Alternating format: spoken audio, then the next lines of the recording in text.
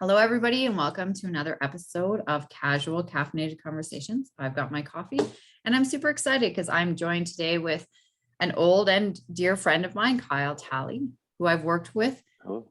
Almost 12 years ago, I met Kyle at the Calgary Herald, and now we're still working together, but within our own businesses. So it's super exciting. We're going to have a conversation about mental health. Thank you so much for joining me, Kyle. How are you today? Good, Krista. Thanks for having me. I got my coffee as well.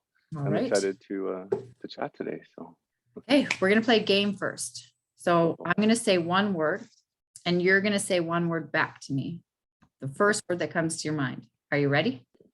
Ready. Okay, community. Community. I guess love would be the first word that comes to mind. Perfect. Friendship.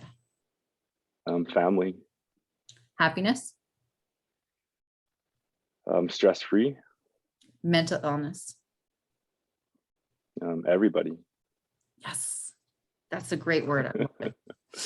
Hey, now we have another one. You're only allowed to give a one-word answer to this question. Uh-oh. Why is mental health a hard, scary, uncomfortable topic to talk about? Closed. It's a closed topic. So I guess more than one word, but That's good. Closed. We're going to make a board of all these great words. Okay. So we can show it off later. Cool. How can someone ask for help when they don't know how?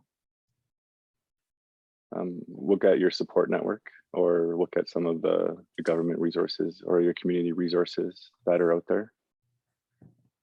If you could change the narrative around one thing, what would it be? Open communication. I think especially as a male, to talk about the mental health side of the issues that we deal with is a lot a stigma around that. You're raised as a boy not to cry and not to show your emotions. So that would be my focus. Yeah, that's a good one. And we really right, like boys don't cry, they suck it up and move on. And this shouldn't be the way that we're teaching people. Yeah, exactly. This year, my word is action. What is your word for the year? My word for the year, I guess, would be happiness. Yeah. Why? I guess I've been going through a lot of changes myself over the last few years, and I realized at the end of the day, my happiness and my family's happiness is most important. And so how do we go about achieving happiness?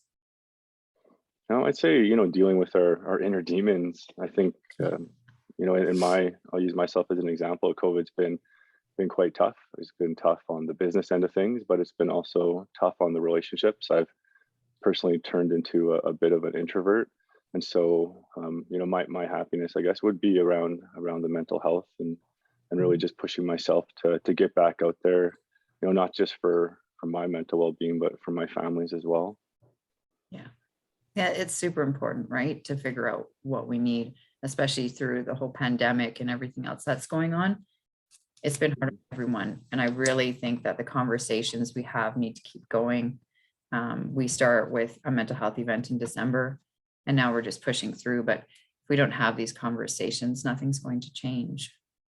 Yeah, and I want to take, I guess, a second here to thank you. You've really helped me come out of my bubble and helped increase, my awareness that it's okay to talk about mental health.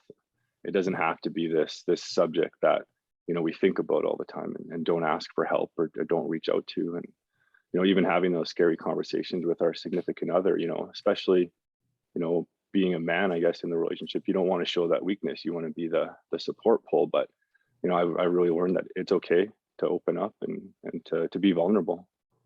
Good. I'm super excited, and I'm really grateful you jumped on and had this conversation with me. Let's keep the conversation going and remind people every day that it's okay to come forward and say, I need help, or I am not okay. Thanks so much for your time, Kyle. Anytime, Krista. You have yourself a great day. You too. Bye.